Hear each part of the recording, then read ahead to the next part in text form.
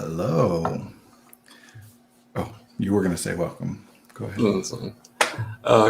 Hi, welcome everybody to another This Is Not Therapy Hour with Brandon Tessers. Let you take it from there. Yes, I'm Brandon Tessers, and I'm a licensed therapist, but this is not therapy. This is Cecil. You know him. He's here every week. Sarah is not with us today, not even her disembodied voice, so we'll miss her this week. But this hour is a chance for us all to spend some time together just chatting about really whatever anybody wants to chat about. We talk a lot about neurodiversity and executive functioning and creativity and art and all kinds of things. And every week we pick a theme just to make it so that we have a place to start and are able to kind of, solicit questions and whatever ahead of time. This week, the theme is applying for jobs, which is something that comes up a lot with our clients. But for those of you here in chat, as always, we're wanting to have a conversation, that whatever you want to ask about anything, whether it's on topic or not. I'm not mentioning what just happened. I don't want to call attention. So we're going to chat about whatever people here want to chat about. We're going to start by talking about applying for jobs, just so that nobody has to be pressured to ask a question right off the top. But whatever you want to discuss, we're here to discuss. Did I cover it, Cecil? Probably, yeah. And if we didn't, ask. See, one of these weeks, you're actually going to listen to that thing. This is an executive functioning coaching thing, right? That if I ask about a thing, your brain is going to prioritize it more than it did previously, because it's going to say, oh, Brandon's going to ask me about it. So if I ask enough times, if we ask another person something enough times, sooner or later, they'll start to prioritize that information more, depending on how they feel, what the relationship is. But, so one of these days, you'll actually be able to answer that question, and then we'll go, see, look, it works. Anyway, applying for jobs. This is a potentially tricky one for us, just because, we talk a lot about that there's the problems, that bad experiences, bad, pleasant emotional reactions come from bad fits, that it's not that the person is in the wrong or deficient or broken in some way. And often it's also not that the environment is bad kind of globally, right? That environment is bad for that person, or that person is bad at navigating that environment. It's the fit that is the problem. And applying for jobs gets into that a lot. I mean, both in what we're talking about in terms of what a job even is and what you're imagining yourself doing and what you're looking for, but also just in terms of how this system is built. And yes, we have a tendency to get sometimes a little, political, philosophical, whatever you want to call it. And that might happen today, but we'll try and keep it in practical terms. So both on that level, like the structural, systemic kind of why things happen the way they happen, but also just in terms of like the process of applying for a job is an executive functioning like nightmare. And, as always, it doesn't always matter to get into why. We just need to get into what needs to be done in order for it to work for you, because we're not here to talk about big, systemic issues that we can solve on a systemic level. We're here to talk about each of us as individuals and what we can do. So just kind of setting the groundwork. And again, any questions about anything in this topic or anything else, I would always rather chat with someone, respond to someone, than go off on a thing. The only thing that I'll say we sometimes, when we're talking about a topic like intelligence or whatever, I'll do a little bit of language development at the top. And we're going to be probably switching more into topics like this, where it's just like a category of things. So there's not like a lot of language development necessarily that we need to do off the top. But I will say, just as a kind of a generic thing, to remember that when we've talked in the past, we've talked about, in order to execute, you have to have a plan. In order to have a plan, you have to know what you want. And I'm reemphasizing that because this comes up all the time in applying for jobs, that there are many different variables about what it is that you want when you're looking for a job. Obviously, the one that we can say universally that's true there is money, because that's what a job is. That's how we're going to be defining job, is work that you do that someone else gives you money for. So if you hear us today talking about jobs, talking about work, talking about career, Cecil, can you answer that question? Yeah. Heather's asking if this will be posted some way later, and I believe that it is. So answer on stream, so in case anybody else is wondering. Oh, in the chat. Okay, fair enough. Oh, sorry, that's what you meant. On our website, we'll have it. Also, if you go to our twitch.tv/effective artistry, our VODs will be posted there as well. So cool. So when we're talking about jobs, when we're talking about work, when we're talking about careers, today we're going to be referencing, unless we say otherwise, work that you do that other people pay you to do. So yes, there are a lot of work. There's a lot of work. There are a lot of jobs. There are a lot of careers that are all very, very valuable and important and difficult. But today, in the process of talking about applying for jobs, we're talking about things where other people agree to give you money in exchange for something. I have other generic things, but I'm sure that they'll come up when we start getting into questions. Cecil, do we have any questions prepared for this one? You know what? I have a friend who wants to stay anonymous, who is struggling to even start the process of applying for jobs. When talking with them and trying to support them, there's a myriad of issues. First off, it's like, it's not that their current workplace is terrible or hospitable, but it's not ideal, and so they like something different. And so that's the first thing, is like, they're like, should I leave because it's not terrible and I'm not directly suffering? And then the next step is like, how do we even start the application? There's a job that's available that they keep thinking about and talking and discussing, but they don't know how to start to engage with that. Does that make sense? I told them I wouldn't give any details away, so I was like, Sure. And so we'll keep it non-specific, because obviously in this category, applying for jobs, there's a lot of specifics in terms of what that application process is, depending on the job. And that's where a lot of the difficulty lies for people commonly. So we probably will want to talk about specifics in some cases, but we don't have to do that for this particular one. So remember that everything has a cost and everything has a value, right? Is there a better job available? The possibility of doing a better job that either rewards you better or fits what you want to do more, or is at the very least less uncomfortable or whatever. I mean, probably almost always yes, because there's also jobs that you could create yourself, and that's a whole thing. But what you're talking about in terms of your friend is, they're saying, is it bad enough that I should look for another job? Well, number one, we want to talk about positive goals, not negative goals, right? In other words, what they mean is, this is uncomfortable. This is, I like to exaggerate a little bit and say painful, right? I am in pain. It's not comfortable. But is it so painful that it's worth going through the also painful process of not only trying to determine what other job might be a better fit, but then apply for the job, theoretically interview and blah, blah, blah. And then even if I get this job that theoretically is a better fit, what if it's not, because I thought this job would be great and it turned out, or what if it blah, blah, blah, right? So typically that is the process, of applying for jobs, is that people do it when they have to do it. Meaning either my current job is so bad it's unsustainable, or that it's not paying me enough to be able to afford to do the things that I need to do, or that I don't have a job and I need to go find one because I need money or I'm going to be in trouble. I would prefer for everyone to be able to switch to a model of, I'm going to take the best thing I can get right now and then keep trying to get something better. But trying to get something better, like we just said, has a lot of costs involved with that.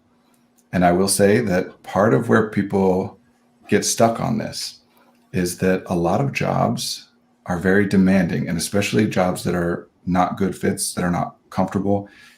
And it doesn't, again, it's about fit, right? It doesn't necessarily need to be that your boss or your workplace is a tyrant or it's terrible or whatever. but for whatever reason, it's not a fit, it's not a natural fit for you, that means that you're putting more of your resources into doing that job than you would want to be. And that means you have fewer resources available to engage in the process of finding something better. And yes, some places this is deliberate, and some places it's systemic, and some places it's accidental. But it often happens where, yeah, I definitely want a new job. I hate my job, but doing what my job asks me to do exhausts me so much that by the time I get home, I don't have any energy or attention or whatever left over to engage in the process of finding something new, which really works to your current place of employment's benefit, because then you don't leave. And you'll get things where people will say, like, quit your current job and light the fire under, like there was in Friends, quit your job and then you'll have the fire.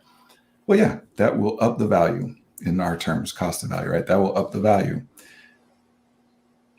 Is that what you want to do? Well, there's a lot of variables that go into that. And to be honest, the way that it modifies the value, brings it up more than anything, is that you can't afford to do it.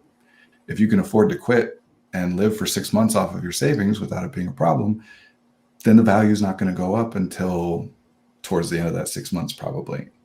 But quitting can also free up a bunch of resources. So it's not just about lighting a fire under you. It's also applying for jobs, searching for jobs is a job in and of itself. And it's hard to do that job when you're doing another job that's already draining you. Now, I'm not ever going to recommend to someone to quit in order to free up time, but that's where we do then come back to the standard stuff we always do. Where are the resources going? What can we do to bring the cost down? As a friend, right, Cecil, what can you do for the friend to take something off their plate so that they have more energy freed up to engage in this process? So it's not just them on their own. I mean, you don't actually have to answer. This person is lucky because they know kind of what they want and like where they want to go with stuff, which is something that not a lot of us do. I mean, I remember I graduated college and I was like, oh, I'm gonna get this. What was my last year's college? And I got this chem job, and I was like, oh, I'm gonna be like, I love chem, or like I love sciences, and so I was like, oh, this is great. And I was like, oh, very disillusioned after that. And then I was like, oh no, what do I want to do? And like a comment that was just put there, it says like, this ties into switching industries too, which is I'll just put it up here. Oh, yeah. Which is, this ties into switching industries too, which a lot of people in artistic fields are faced with right now, since theaters, studios, etc., have been closed for the last year. It's like, with that kind of perspective, you're like, oh, cool, find another job. What does that mean? What does that look like? I mean, just the idea of job searching, like if you were to think about like, what job do you want? It's overwhelming in itself. Like, where do we start with that? Yeah, well, okay. That is a great question. And that is a huge part of it. Now, when we're talking about job searches, it's different for different people. So we'll clarify that looking for a job you want, is obviously everybody's ideal, is that the work that I'm doing is something I want. But sometimes applying for jobs, what we mean is I need a job. How do I get myself to get a job? Not necessarily one that I want. So right now we're talking about finding one that we want, but just to make it clear that there's that other aspect to it. How do you find a job that you want? What we've talked about in the past is the future isn't real, right? That we use our intellect to make predictions. We observe the environment, we pull things from long-term memory, things we've learned from others that have been shared with us through language, and we combine it all in order to make our predictions. And one place that people get caught up, especially neurodivergent people, is in trying to figure out what is the perfect solution. And I do think this applies to jobs and academics, college searches, especially, more than a lot of other things, where it's, if I get a new job, if I go through this process of starting a new job, it's going to be hard, not only applying, but getting the job. And once I start learning the thing, learning what to do, learning the people and how to interact with them, it's a lot. So I don't want to go through all that unless I know it's going to be something that I want to do for a while. So just remember, that you can never get to 100%. You can just have some guess, some level of confidence that it's going to work out the way that you want it to work. And this will take us back when we were talking about goals to the exercise of put a number on it. If I see a job that I'm potentially interested in, I might want to do that. Out of 100 percentage wise, what is your guess, that I think 50% chance that I end up liking this job? And then the next question becomes, is there anything that I can do to bring that number higher, to become more certain?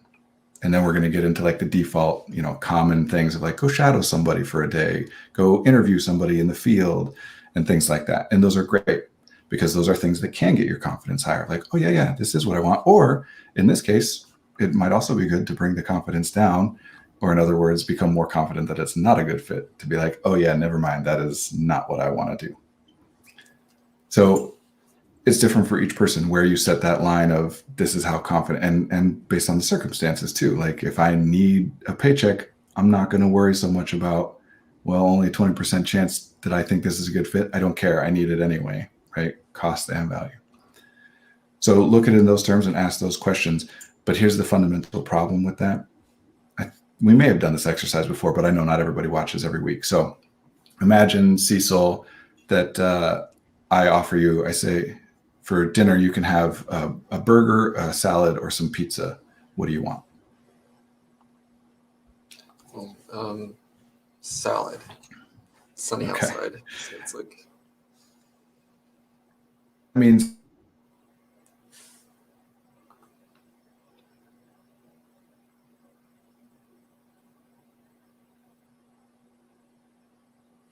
Oh no, it looks like. Am I back?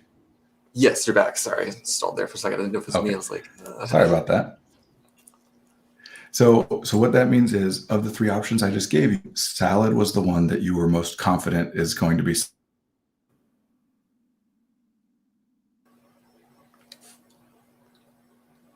Looks like we lost you again.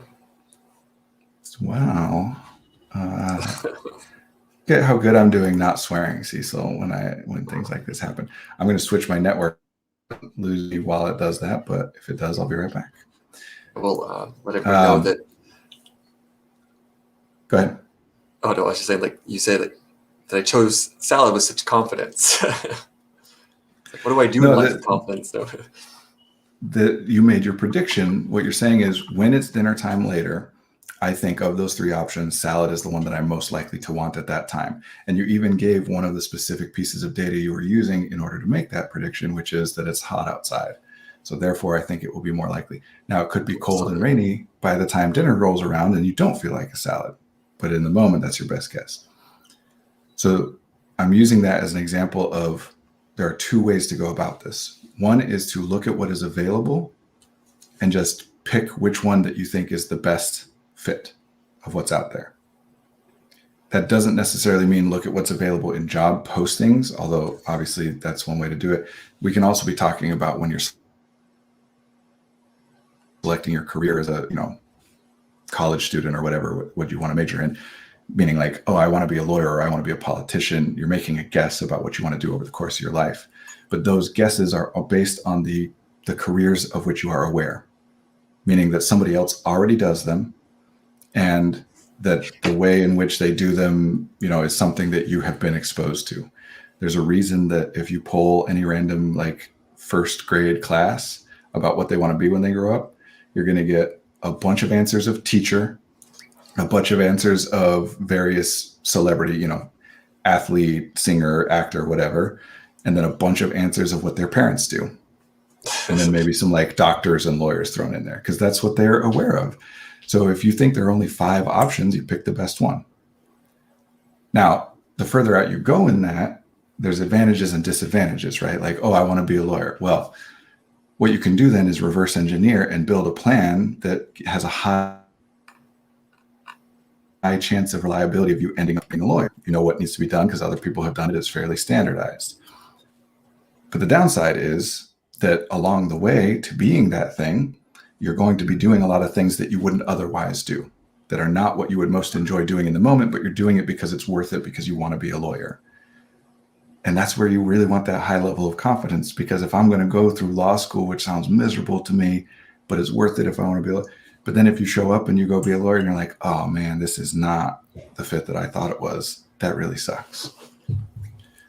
The flip side, the other way of doing it, is to just take what you can get and get the next best thing as soon as you can. And yes, that involves having the space and the energy to step back and say, what do I want to do next? So as an example of this, we are right now in the middle of developing, getting ready to launch a therapeutic group based around tabletop role-playing games. Now, I did not, when I was 12 years old and started playing top role playing games, say, oh, this is worth doing because later on down the line, I'll utilize this information combined with my therapy knowledge and skill and combined with my awareness of what needs exist in the population to be able to develop something that other people haven't developed. I just did it because I wanted to do it. Other people don't like reading. Oh, I missed a comment. My last couple job searches. I want to go back to that one and talk about that once we're done with this, because I think that's a good question. Okay, so let's finish this thought, and then we'll go back to that one. Do I keep stuttering? Yeah, a little bit. Connection-wise? So I'll say real quick, obviously I'm in a different location than usual. This is the corner of my bedroom, and it seems like maybe the signal is not doing as well here. We are in the process of setting up our physical office space right now. Our, actual people can come see in person with masks. That will open June 1st. So starting then we'll be in that location. But between now and then, I'll be here and try and figure out a way to make it so that the network isn't as bad in this room. My explanation of the stuttering got stuttered, didn't it? Yeah, a little bit, but hopefully everyone got it. So let's finish this thought and then go back to that comment. So one way is to pick a destination in the future and then reverse engineer a plan. The upside of that is control. I'm likely to end up where I want to end up because I built a whole plan around it. The downside is I can't do that unless somebody else has done it first. I can't know of a thing that I'm trying to aim at least if it's farther out, unless somebody else has already done that journey and I need to learn from their journey and copy or modify it. The other downside is that I'm going to do things along the way that are suboptimal for me, that I don't like to do, but I think are worth it. The other way is to just say, what do I want? What do I want right now? I don't know where I'm going to end up, but this is what I want right now, so I'm going to do it. And maybe it'll suck, but I'll learn, and then I'll go and choose a new thing. Right? And the upside of that is that at any given moment, you're doing what you most want to do of the options that were available to you. The downside is you have very little control over where you end up.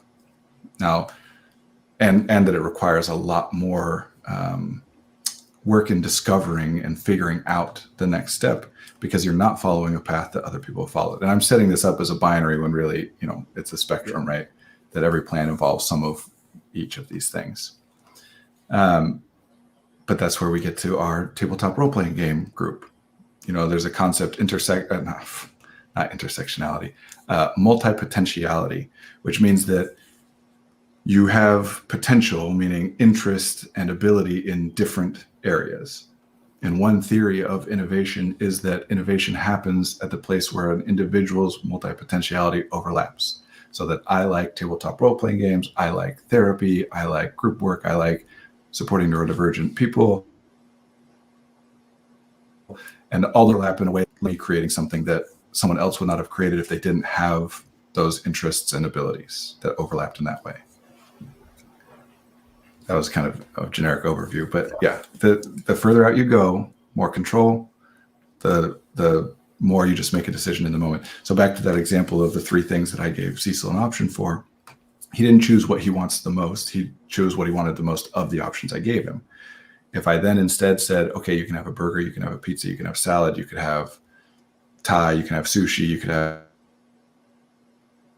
have whatever, list off 10 items, then he might still choose salad, but he might choose something different. The more options you're looking at, the greater the likelihood that the option you choose is more likely to be optimal or as close to it as possible. Does that make sense? Yeah, but this relates generally to this comment that was made that I want to put up here.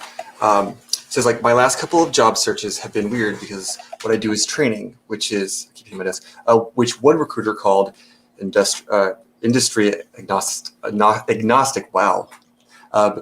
Narrowing it down was a nightmare. This is kind of related to this. You gave me the choices of 3 things to eat. I'm like, oh, well, none of them are ideal, but this is the most ideal. When you start to go, what do you want to eat? I go, food, a bowl of candy. I don't know. And I feel like this kind of goes into that. That's exactly it. And what that experience that we commonly call choice paralysis or analysis paralysis is, you give me too many choices and I can't even. So, everyone has probably had this experience where you're sitting around with family or friends, some group of people, and everyone's like, okay, we should eat where does everyone want to go to eat? And 80% of the people will say, I don't care, doesn't matter to me. And then someone says, okay, what about Applebee's? And then of those people who said they don't care, half of them are like, no, not Applebee's. And it's because when it's unlimited options, then it's hard to choose. So the brain kind of often will just give up and be like, I cannot evaluate that many options. It's not worth it. Somebody else tell me. But once it becomes one option, or two, I suppose, Applebee's, yes or no, then I can kick in and say, do I want that or not? So again, there is no like globally better way. Everything is trade-offs. The more options you consider, the more likely it is that one of those options will be a better one than what you would have chosen if you looked at fewer options. But the more resources it takes to look into all that stuff. None of us is going to go sit down on here's a specific tip in applying for jobs, the Occupational Outlook Handbook that the Bureau of Labor Statistics makes. So I want to say that it's bls.gov. bls.gov, and there's you can search for the OOH, or the Occupational Outlook Handbook, which just gives you, their collected statistical data about every job that they've identified as a job. And obviously there's a finite number of those things, so it's not going to cover everything, but it will give you statistics of like, what's the mean income and what is the job growth projection in this blah, blah, blah, and all that. So nobody's going to go through and look at every single one of those. That's too much. So it's around before that. Now, what I like this comment is there's a model that we're all very familiar with, at least most of us are pretty familiar with, called the trait and factor model, which, interesting side note, counseling started as career counseling. What counselors do now evolved out of, originally counseling was just career counseling, helping people find their employment. And there's all kinds of stuff to talk about, productivity and things there, but we're not going to. So the trait and factor model is kind of one of those original career placement models, meaning what are the traits that you have, and let's match that up against what job require what trait. Commonly, like, do you prefer working with people or with things? Do you prefer working with numbers or with words? Do you prefer working with data or with, mechanics or whatever, right? So a lot of these career inventories, the strong interest inventory is an old and popular one. They're assessing what are the things that you like. And now we can tell you, well, here's a job that is good for people who like to work with people more than things, and is good for people who like flexibility rather than security and whatever, right? I like that model, except I always got to mess something up, except that I don't want people to be stuck looking just at what jobs already exist, especially for those of us who are outside the norm, especially, for example, for artists that was mentioned in that comment that are looking to switch. You probably wouldn't have been an artist in the first place, at least not professionally or even attempting professionally, if you'd have something about you and your experience that meant that you're not a great fit for very conventional 9-to-5, same thing every day kind of work. Excuse me. The further outside the norm you are, the less likely it is that you're going to be a fan of or a fit for one of those normative jobs, right? So the further outside the norm you are, neurodivergent or whatever other variation, and remember, there's trillions of different ways. Nobody is like completely normal. We all have variations, right? But some matter more than others in specific contexts. The more different you are from the norm, the less likely it is that the existing things that are being offered are going to be a good match for you. There's a reason that neurodivergent people tend to struggle both with finding and maintaining work than more normative people, right? So instead of who am I, what do I do, what do I have to offer, and what jobs are out there that want that or that have been a good for people who have these things with me. Instead, we want to look at the fit in terms of what is it that I have to do, that I have to offer, that I'm good at, that I enjoy, and what is the need that exists in the world, the need of which I'm aware. And one subset of that need is jobs on offer, job openings, because obviously that's someone very clearly and specifically saying, this is a need that I have that I will pay this amount of money for. But if you're aware of other needs that maybe somebody isn't putting a job posting out for, and I'm not saying that this always means go be a freelancer or go start your own business, but sometimes it does. It can also mean going to your boss at your current place and saying, hey, here's a need that I see that I don't think is being addressed, that I think we have an opportunity to potentially address.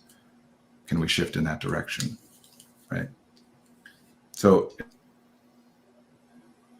it's not about who you are and what you want to do, not about the world wants and needs from you. It's about where those two things overlap. If that makes sense. Yeah. So I love playing with my kids, but no one's going to pay me to do it probably.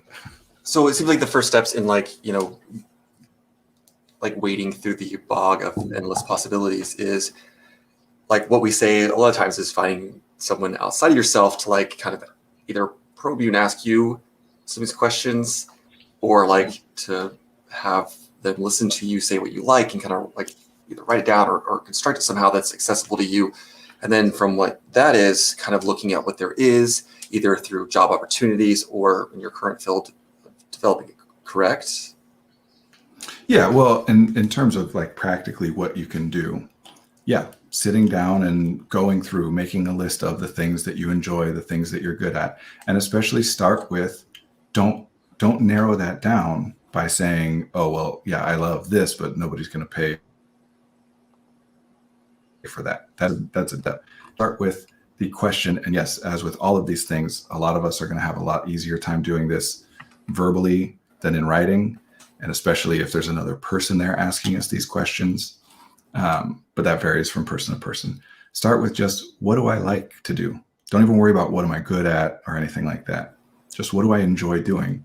If I could get paid to do any one thing, what would it be? And make a list and list out every single thing that you can think of. You know, you don't have to order them, but ordering them might be helpful. Then as a separate list, not going back and looking over your initial list, as a separate list, start, it doesn't have to be done in this order, by the way, you can start with this second list first. Make a list of all the things that you are aware of as a need in the world. Some of those things are going to be jobs that exist, but some of those things might be just a need that needs to be addressed, but no job currently exists to do so, or that you're not aware of a job that currently exists to do so. So that comment before about artists switching out of field. Well, of course, each individual artist is going to be focused on their own process because we need jobs, because we need money, because that's how this system is set up, right? But also, the industry that everybody is switching out of met some need. And because of things changing, that need is no longer going to be met in the same way or to the same extent that it was by that industry. But I don't think, and I think most people would agree with this, I don't think that means that the need just disappeared. And I think that that does create opportunity for people to look at, okay, what is a new and better way under the new circumstances to meet that need? I know this is more abstract stuff. I want to get more practical about applying for jobs. Because I like this idea, but the reality is sometimes you're just like, look, if I had unlimited resources, yes, this would be ideal. But when you're trying to like, apply for jobs, you're like, look, I've got bills to pay. I've got groceries to like, you don't have as much resources in a myriad of ways, either time, energy, or finances to be able to like explore all these options. So like, what then? Yeah. So that's why we said earlier, when talking about applying for jobs, we did different categories, and that was I want to find something that works for me, that's the best fit for me. Now that, thank you for switching us into the category of I need a damn job. How do I go get it? So a big part of this, and again, it'll help if we have more specific. So if anybody here in chat has specific questions or specific things about this that are difficult, that lets us zero in on that. Otherwise, we're doing more generic. Let's go back to this comment that we've been referring to beyond just like switching things, but this one here that's like, you trying to get your job trainer or your because he was training, and so trying to find a match for that and where to start. Yeah, that was the comment that started that combination of looking at the fit between what you offer and what is needed. I think it's something, if that's what you offer, what you enjoy, what you're good at, what other people might find you valuable in, well, the need for that is all over the place, industry agnostic, right? Same with things like, human resources, for example, that no matter what a company does, they need somebody in human resources. I guess training is probably part of human resources in the corporate structure. Some things are much more specific and limited. Some things are much more free flowing. It doesn't matter what the product is. If I'm a carpenter, I got to make carpentry. I don't know what carpet, the right? proper noun is. The carpents. If I'm a trainer, I can train anybody to do anything. And of course, again, that's not totally true. You'll be more zeroed in and locked in. So same with the artists. Go back to the artists who are all looking for new jobs. Okay, well, you want to be an actor. I'm using actor because that's my undergrad training. And that's the thing where I was like, I call myself having been a professional actor because I'm, 12 grand over years or so in my acting career, but that's technically professional. Nobody who wants to be an actor wants every piece of the acting industry that comes along with it. And this goes for pretty much every job. That the point of a job is that there's elements of it, hopefully, that I enjoy, and elements of it that I really don't, but I have to do it that way. I'm starting to get more abstract again, so I'm going to try and come back to the practical. So actually, in that comment is a great practical suggestion. Depending on what it is that you do, what level you're at, that working with a recruiter is a good idea. That going to somebody whose specialization is in helping people to find jobs, headhunters, recruiters. That usually means that you're more on a professional level, meaning you have some level of education and or some level of experience. So when you're not at that level, when you are earlier on, or you're looking for something, that you don't have a degree or experience, then that's where career services can be helpful, going into the unemployment office. And again, different locations will be different, and different people at these offices. Some of them will be monsters and some of them will be great. And I should say that a lot of this is, specific to the system I know, which is the United States, the American system. And I don't know what things exist in other countries, other cultures. But yes, utilizing somebody else who has more information.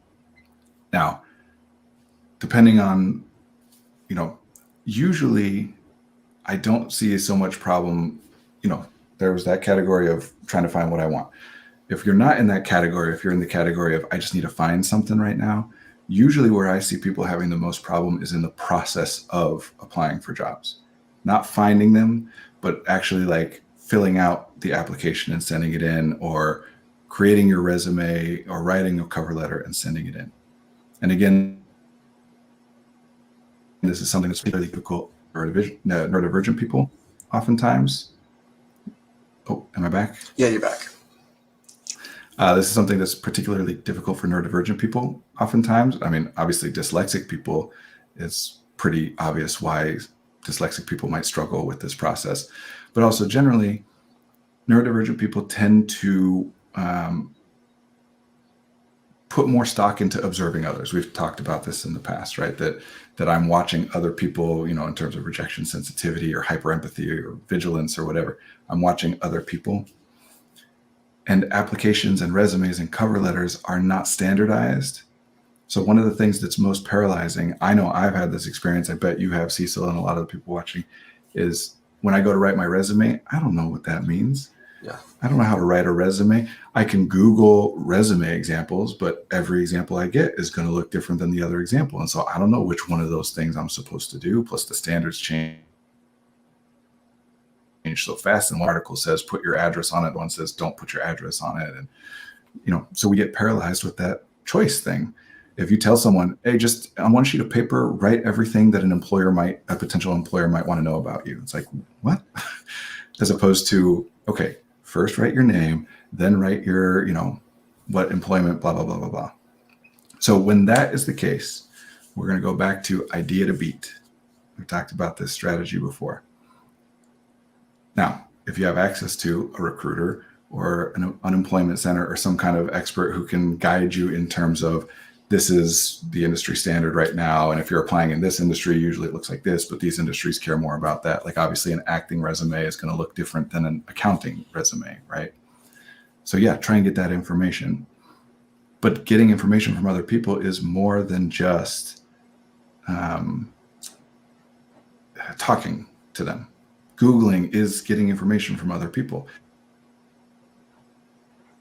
So Google specifically, not just resume, but resume for whatever type of job you're applying for and see what comes up. Or even resume for the company that you're applying for if it's a larger company, right? But sooner or later, and I would recommend sooner, put 10, 20 minutes into researching, but set yourself a timer. And really, I would say 10 to 20 minutes to look through resumes. And eventually you pick one and you just copy that for your resume. Is that going to be optimal in all cases? Probably not. But how would you know which other one is going to be more optimal and somebody to ask about it? So sooner or later, you just have to pick your best guess and go. But the point of idea to beat, just like the career thing, is this is what I'm doing because I didn't have more information to find out if it's better. But I'm going to pay attention now once I've started, once I go forward, and I can still look around. I can still think about it. I can still track what happens, observe what happens, and make changes. So I built this resume and I sent it out to 12 places and I didn't get any responses. Okay, well, I don't know if it's a resume or not, but I'm going to try a different resume format because maybe it will help. There was this other one that I thought might be better, so let me try that one instead. And it means you got to pick go. So sorry, go ahead, please. You have this resume and you build it. I mean, that easier said than done. I think a lot of people could experience that. What I found was like when I built my resume, I thought it was like was having a support someone there with you, because then it's easier to like almost do that for someone else than it is for someone to do it for yourself, which kind of relates to a comment we had about whatever. So you get your resume and stuff, but like that's sometimes half the battle, because like you have a resume, you kind of figured out where you want to apply, and then there's still like cover letters. There's still like all these other things like, So same process, still idea to beat. You do some amount of research into figuring out what it is that you're trying to create. And by the way, Dr. T. Styler just posted, thank you, that Word has a resume builder template, which is great. I didn't know about that, so that's awesome. Cover letter is the same. Job application, actually, this is tangential, but not, because some jobs you apply for will ask you to take personality inventories, which it's ridiculous, but happens. And a common example of this is the question will say something like, is it okay to steal? Right? And people will be like, well, depends, like, what are you stealing? Who are you stealing from? And I get that because I'm one of those people. And then a lot of times how you circumvent that is say, okay, what are they really asking? They're asking, are you likely to steal from the company? So I can just say, do you think it's okay to steal? I'll say no, even though that's not true. Blah, blah, blah. But no matter what, if it's too confusing, if it's too big, you just, at a certain point, you got to choose and go. And that's different for different texts. If we're talking about a personality inventory, give yourself 10 seconds and then just pick and move on to the next. If we're talking about a resume, I would say 15 to 20 minutes of researching before you pick and move on to the next. And you pick and you make it. Cover letter the same. Google cover letter for blah, blah, blah. And both with the resume and the cover letter, this is where those things of building templates comes in really nicely, that I'm sure Word, I haven't used Word in forever. I use Google Docs. So I'm sure Word allows you to do, certainly Google Docs does. I'm sure they all allow you to build templates where you can just swap out certain sentences, because one of the key things in terms of applying for jobs is this rule sucks, but it's true. The fewer jobs you apply for, the harder it is to apply for each job. Because especially when you desperately need a job, if you apply for 2 jobs, you got a lot of eggs in those baskets, which means you really need to get one of them, which means you really got to make your resume the best possible chance of you getting this job. And it means that if you don't get the job, you don't get the interview, or you get the interview but you get the second interview, then it's going to hurt way more, because I need a job and I only had 2 opportunities and I just lost one. The fewer jobs you apply for, the more difficult it is to apply for each job. And this is where websites like Indeed and LinkedIn and Monster or whatever, I don't even know if Monster is still a thing or if that's like a mid-2000s thing, come in really handy, because you can upload your resume, upload your answers, and just click apply. Because here's the second piece, is to remember that a job interview is not one way. And obviously this is modified by how badly you need the job. But the more flexibility you have, the more you want to make it so that you are also interviewing them to see if it's a good fit. And that is not just good because it's good for you to make sure that you know what you're getting into. It also, gives the right impression, which is I have options, valuable. I am not here begging for this job. Now, some people are going to be less likely to hire you because they think you're not desperate. Those are the employers you don't want to work for unless you have to. And when you're desperate, you're desperate. But any employer that's like, no, they didn't want this badly enough is probably not someone you want to work for if you have other options, which we don't always. So get in the habit as much as you can of applying for a ton at once. And especially for neurodivergent people will do things like, I'm going to apply for 5 a day, 10 a day. That typically is a terrible plan for neurodivergent people because initiating the task of applying is so difficult. So what you're saying is I've got to start it every day. I get to stop after 5, but every day I have to initiate the process of applying for jobs. Where actually for a lot of people, it's going to be a lot easier to say, okay, I'm going to apply for jobs once a week. But once I get started and applying for jobs, I'm not still, I've applied to 30 jobs or for 3 hours or, make it a big, long chunk of time so that once you go, you just go. And again, the bigger the number you make that, the more you're going to start saying, okay, yeah, I'll apply for that. I'll apply for that. I'll apply for that. I'll apply for that. Because you won't spend as much time on each individual one being like, is this a good fit for me? I don't know if they're going to like what I'm saying. Maybe I should tweak my resume. Not that there's not value in that. When you find a job, if you find a job where you're like, yes, I really want this specific job, put the time and put the energy and the attention and awareness into increasing your chances on that job in particular. But the more desperate you are, the more it should just be, I'm applying for tons. Okay, so there's that idea of, bulk applying. But let's say that someone finds a job that they really like, that they feel is ideal, and regardless if it really is or not, they want that. That itself is a task. So if I find this perfect job, like, oh, everything works, it's perfect. I do that, get stuck in that cycle of procrastination or perfectionism. It's like, I've got to make this the most perfect thing. We talked earlier about applying for 2 jobs, your eggs in that basket. I find that one job that's even worse, even more pressure. What do we do about that? Well, that's where you go back to when we did one on perfectionism and procrastination generally. So you need to have a way to know when you're done in order to avoid getting into that perfectionistic, I got to make it better. I could always make it better, right? And as you said a couple of times today, Cecil, as a generic piece of advice for getting some info on how to know when it's done, get other people involved. Artists, especially, talking about artists switching fields, artists especially are reliant on other people viewing something, experiencing something, and that feedback. Is what I just created good? I don't know. Let me show it to you so that you can tell me. And if you applaud, it's good. And if you boo, I'm going to feel awful. That having somebody else there with you. And you mentioned too, helping build each other's resume or build somebody else's resume. Yeah, it is a lot easier to sell somebody else for a lot of us than it is for us to sell ourselves. So to have a friend be the one that sits down and writes your resume for you, or even for you to write each other's resumes or applications or whatever. But yeah, there's a level of this that is not, in other words, the more you value something, the more you value it. If you really want a job, you really want a job. There's nothing we can do about it. The more you want it, the more it's going to hurt if you don't get it. We want to circumvent the perfectionism and the procrastination part of that, where you're avoiding going for it because of how much you want it. But there is not a way to make it less painful when you want something and don't get it. Now, the more things you find that you want, then the more you're able to kind of spread that out and not put all your eggs in one basket again. But that's hard. There's all trade-offs here. I feel like I had another practical. That's a good comment there, but talking about getting the job and knowing when to end. So I got distracted by reading that comment, and I was like, "Oh, that's a long thing." Oop.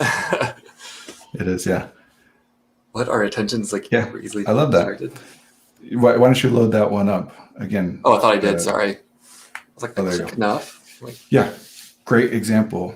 Templates, industry-specific templates, throw them out there. And when we talked about observing and managing energy, go back to that one that we talked about, so that in times when you have more energy, that's when you put it on, both what the comment here is saying and what you were mentioning, Cecil, where you go into the ones where it's really more important for you, that you have more desire. Do that on the days and the times when you have more energy to get into it. Yes, with other people. And of course, general just accountability or body doubling, that kind of thing, just having someone else in the space working. Here's a big one. It's kind of, don't do secret.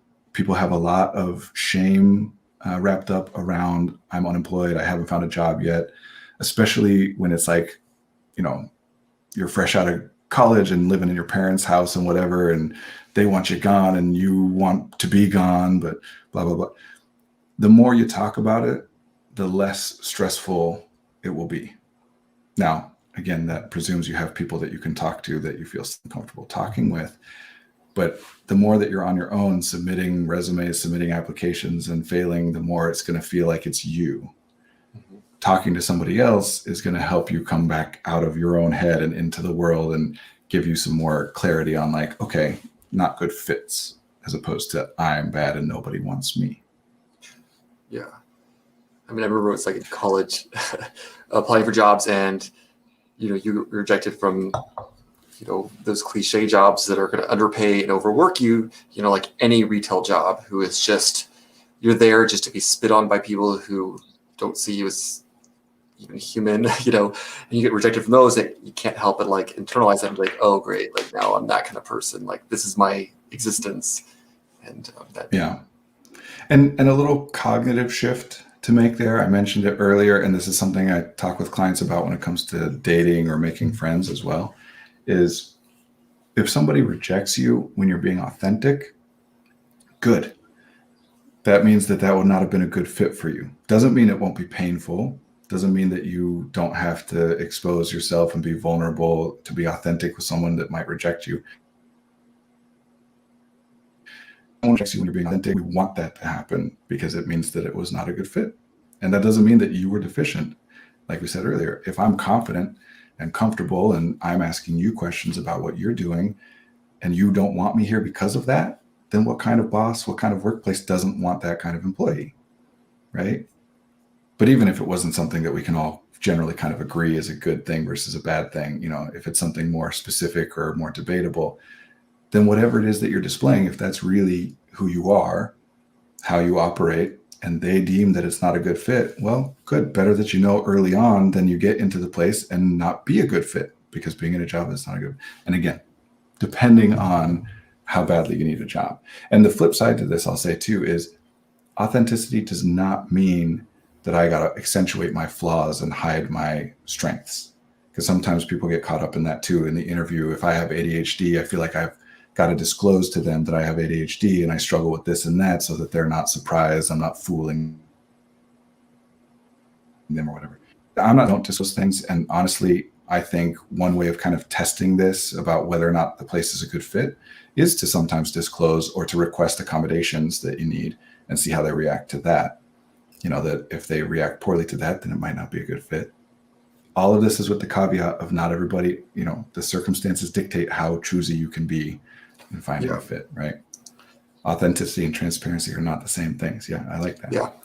And another way, go ahead. Just the thing is, I just always feel the need to say this. I struggle so much with the idea of like special accommodations or special needs or whatever else, because everyone requires accommodation and support. Everyone does. But our system is set up so that those who are who have less or who are more neurotypical don't have to ask for that, because the system's already built with all of those special accommodations and special needs that they have. They're already met. And so those who don't fit into that have to go, oh, well, that's met there, but I need it to be slightly this way. So everyone needs special accommodations. It's just some are more standardized and some can utilize the standardized ones more than others. So don't ever feel bad about asking for special accommodations. Sorry, I should have Yeah. put that out there. No, I'm with you, because again, if it's something where in order to get the job you feel like you have to hide something like that, then that means if you get the job, you're going to feel like you have to hide it on the job, and it's going to be awful. If you need it, you need it, but then try and get out of it as quickly as you can. Yeah. And I'm with you, obviously, Cecil. And if I said special accommodations, I apologize. I thought I said accommodations because No, you did. I was just throwing that there because that's a term that's heard a lot. So, try to avoid that. That all we're talking about is fit, and it's not just neurotypical versus neurodivergent. It's difference. That's why I talk a lot about non-normative versus normative. Is there's a million different, especially when we're talking about intersectionality, right? There are infinite variables, ways to be outside the norm, and yes, the norm is most served by the most common things. Normally just means most common, not most valuable, not best, just most common. And so the things that are most common are the things that are most commonly prepared for and expected and, anticipated, supported.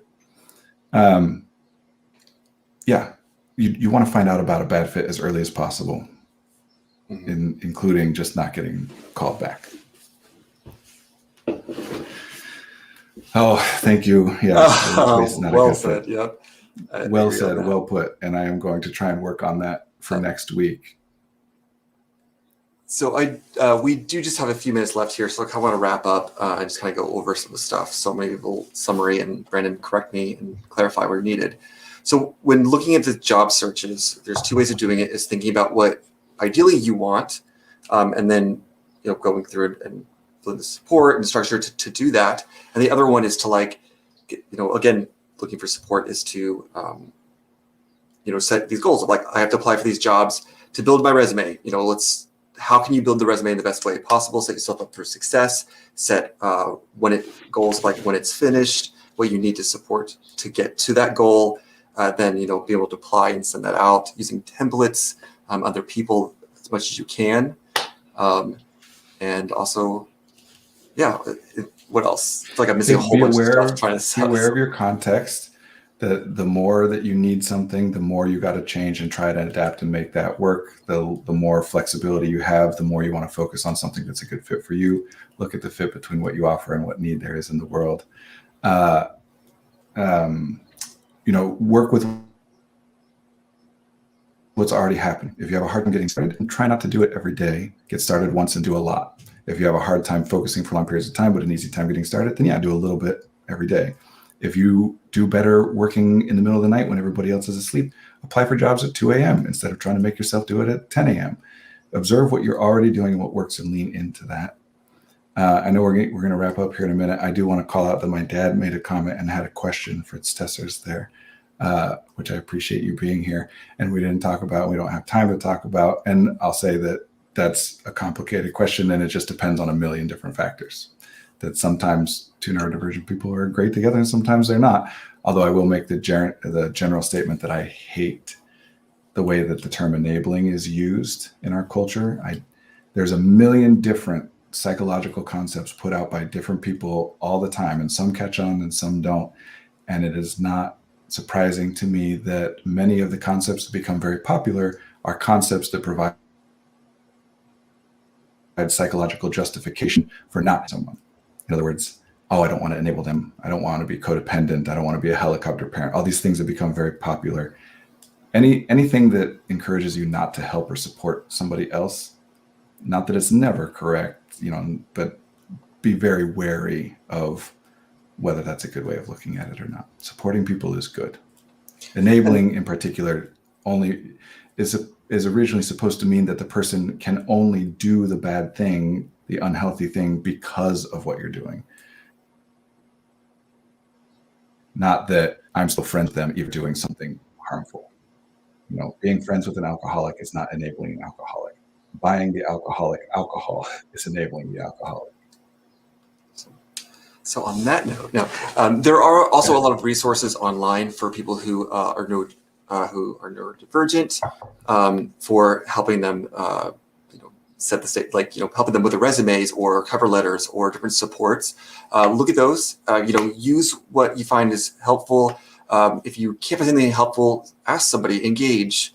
That's the best way we do. Is finding support is sometimes very difficult, but we have the internet, so hopefully that helps. It's I just said the there's some the introvert extrovert dilemma of, oh, I feel as though being around people drains me, and yet it's draining because it pushes me to do things that I wouldn't do when I'm around other people. Sometimes those are good things, sometimes not. And I will do a quick shout out for our friends at ADHD Hub. Yeah. Which I think their website is adhd-hub.com or org. I don't remember. Cecil will post .com. it. I have it right here. Who do co-working. They do co-working groups, which can be a great thing to do in applying for jobs, to sign up and go sit with other people for an hour while everybody's just doing their own work. It's a lot easier to do work in a group with other people who are doing work. And now we really do need to wrap up. So thank you all for being here. And yes, I will try and get this all resolved by next week. I appreciate it. It's a work in progress. Cool. Okay, Brendan, you go and I'll wrap up here. So we are Effective Artistry. Catch us here most Wednesdays. There's probably gonna be a Wednesday where we can't. Catch us here at 1 p.m. Central Standard Time. I hate when my face goes big on these things. It's like no one wants to see that. But check us out at effectiveartistry.com or our Twitter and Instagram at EF_artistry. Submit questions. Feel free to contact us and email us. As we're moving to the office, we're a little slow on some things, but send in a question, ask for people. Or don't be afraid of us. Yeah, I guess that's it. Super awkward here. We also have our stream that we do in the evenings at 6:30 Central Standard Time. That you can find on our webpage as well. That is sponsored and put on by Fusion Academy, and it's a free resource. It's a Zoom webinar, so you just have to click on the link. It's free, and you can hear Brendan give a little bit of lecture, and then join in for the question and answer as well. Yeah, I hope everyone has a great week, and we'll see you guys next Wednesday.